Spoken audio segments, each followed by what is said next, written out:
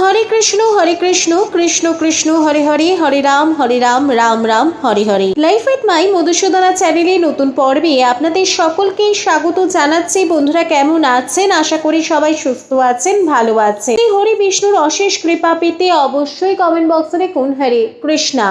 এই পর্বের বিষয় হলো 2025 সালে 1432 বঙ্গাব্দে শ্রাবণ মাসের শুক্লপক্ষের একাদশী শ্রাবণ পুত্রদা একাদশী বা পবিত্র রোপণী একাদশীর পূর্ণাঙ্গ সময়সূচি, একাদশী তিথি কখন লাগবে, কখন ছাড়বে, একাদশী ব্রত পালনের সময়। এর পাশাপাশি আমরা শুনবো শ্রাবণ পুত্রদা একাদশী বা পবিত্র রোপণী একাদশীর পূর্ণ পবিত্র ব্রত কথা, ব্রত মাহাত্ম্য সবটাই জানবো এই ভিডিও থেকে। ভিডিওতে যাওয়ার আগে লাইফ উইথ মাই মধুসূদনা চ্যানেলকে সাবস্ক্রাইব করুন, লাইক কমেন্ট শেয়ার করুন, ধার্মিক হয়ে নোটিফিকেশন ঘন্টাটা বাজিয়ে দিন। শ্রাবণ পুত্রদা একাদশী বা পবিত্র রোপণী একাদশীর ব্রতকথা, ব্রত মাহাত্ম্য। একদিন মহারাজ যুধিষ্ঠির ভগবান শ্রীকৃষ্ণকে জিজ্ঞাসা করলেন, হে প্রভু, শ্রাবণ মাসের শুক্লপক্ষের একাদশীর নাম কি তা কৃপা করে আমাকে বলুন। বললেন, হে মহারাজ, এখন আমি সেই পবিত্র ব্রত মাহাত্ম্য বর্ণনা করছি, মনোযোগ দিয়ে তা শ্রবণ করুন। যা শোনা মাত্রই বাজপেয় যজ্ঞের ফল লাভ হয়। প্রাচীনকালে দাপর যুগের শুরুতে মহিজিৎ নামে এক বিখ্যাত রাজা ছিলেন। তিনি মহিষ্মতি নগরে রাজত্ব করতেন। কিন্তু দুঃখের বিষয় এই যে তার মনে বিন্দু মাত্র সুখ শান্তি ছিল না, কেননা তিনি ছিলেন অপুত্র। পুত্রহীনের ইহলোক পরলোক কোথাও সুখ হয় না। এইরূপ চিন্তা করতে করতে বহুদিন কেটে গেল, কিন্তু তবুও পুত্র মুখ দর্শনে রাজা বঞ্চিতই রইলেন। নিজেকে অত্যন্ত দুর্ভাগা মনে করে রাজা চিন্তাগ্রস্ত হলেন।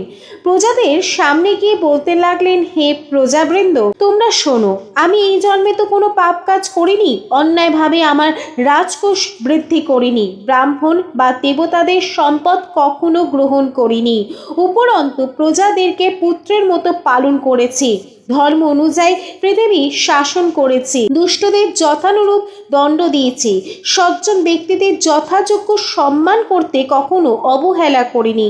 তাই হে ব্রাহ্মণগণ, এই প্রকার ধর্মপথ অবলম্বন করা সত্ত্বেও কেন আমার পুত্র লাভ হলো না, তা আপনারা কৃপা করে অনুসন্ধান করুন। রাজার এই প্রকার কাতর উক্তি শ্রবণে ব্যথিত রাজভক্ত পুরোহিত ব্রাহ্মণগণ রাজার মঙ্গলের জন্য গভীর বনে ত্রিকালজ্ঞ মুনি ঋষির কাছে যেতে মনস্থ করলেন। মনের মধ্যে আশ্রম সকল দেখতে দেখতে তারা এক মুনির সন্ধান পেলেন। তিনি দীর্ঘায়ু, নীরব, নিরাহারে ঘোর তপস্যায় মগ্ন ছিলেন। সর্বশাস্ত্র বিশারদ, ধর্মতজ্ঞ ও ত্রিকালজ্ঞ সেই মহামুনি লোমশ নামে পরিচিত। এক কল্প অতিবাহিত হলে মুনিবরের গায়ে একটি লোম পরিত্যক্ত হয়।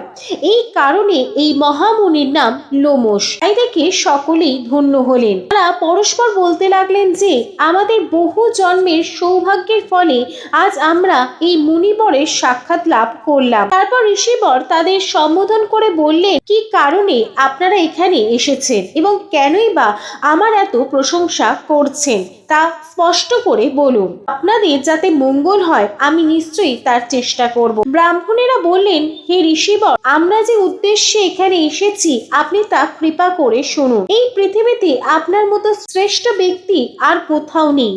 মহিজিৎ নামে এক রাজা নিঃসন্তান হওয়ায় অতি দুঃখে দিন যাপন করছে। আমরা তার প্রজা।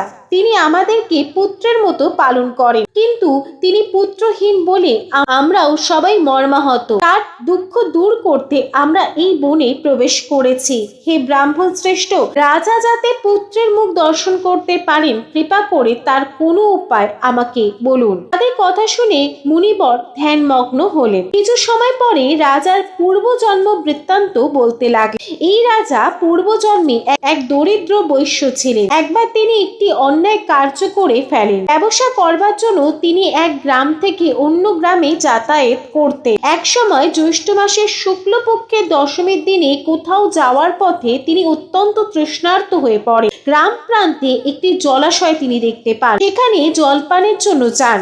একটি গাভী ও তার বাছুর সেখানে জলপান করছিল। তাদেরকে তাড়িয়ে তাড়িয়ে দিয়ে তিনি নিজেই জলপান করতে লাগলেন।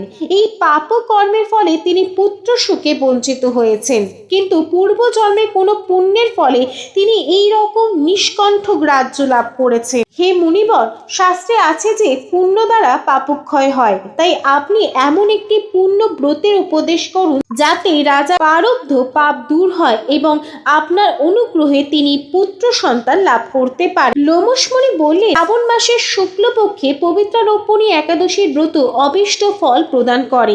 আপনারা যথাবিধি তা সকলে পালন করুন। লোমশ মুনির উপদেশ শুনে আনন্দ চিত্তে গৃহে প্রত্যাবর্তন করে রাজাকে সে সকল কথা জানালেন। তারপর সকলে মিলে মুনির নির্দেশ অনুসারে ব্রত পালন করলেন। তাদের সকলের পুণ্য ফল রাজাকে প্রদান করলেন। সেই পুণ্য প্রভাবে রাজমহর্ষি গর্ভবতী হলেন। উপযুক্ত সময়ে বলিষ্ঠ সর্বাঙ্গ সুন্দর এক পুত্র সন্তানের জন্ম দান করলেন। ভবিষ্যত্তর পুরাণে এই মাহাত্ম্য বর্ণিত হয়েছে। এই ব্রত মাহাত্ম্য যিনি পাঠ বা শ্রবণ করবেন সমস্ত পাপ থেকে মুক্ত হবেন এবং পুত্র সুখ ভোগ করে অবশেষে দিব্য ধাম প্রাপ্ত হবেন। 2025 সালের 1432 বঙ্গাব্দে শ্রাবণ শুক্লপক্ষের একাদশী, শ্রাবণ পুত্রদা একাদশী বা পবিত্র রোপণী একাদশীর পূর্ণাঙ্গ সময়সূচি। একাদশী তিথি শুরু হবে 4 আগস্ট 2025, বাংলার 8ই শ্রাবণ 1432 সোমবার সকাল 10:08 পর থেকে। একাদশী তিথি সমাপ্ত হবে 5ই আগস্ট 2025, বাংলার 19 শ্রাবণ 1432 মঙ্গলবার সকাল 10:44। 2025 সালে 1432 বঙ্গাব্দে শ্রাবণ পুত্রদা একাদশী বা পবিত্রা রোপণী একাদশীর পূর্ণ ব্রত পালন করা হবে 5ই আগস্ট 2025, বাংলার 19 শ্রাবণ 1432 মঙ্গলবার। একাদশী পালন হবে 6ই আগস্ট 2025, বাংলার 20 শ্রাবণ 1432 বুধবার সকাল 6টার পর থেকে সকাল 9:33 মধ্যে। পবিত্র রোপণী একাদশী ব্রতের পালন গোস্বামী মতে শ্রী শ্রী কৃষ্ণের পবিত্র রোপণোৎসব এবং দামোদর দ্বাদশী, বুদ্ধ দ্বাদশী ব্রত। লাইফ উইথ মাই মধুসূদনা চ্যানেলের সঙ্গে থাকার জন্য অনেক অনেক ধন্যবাদ।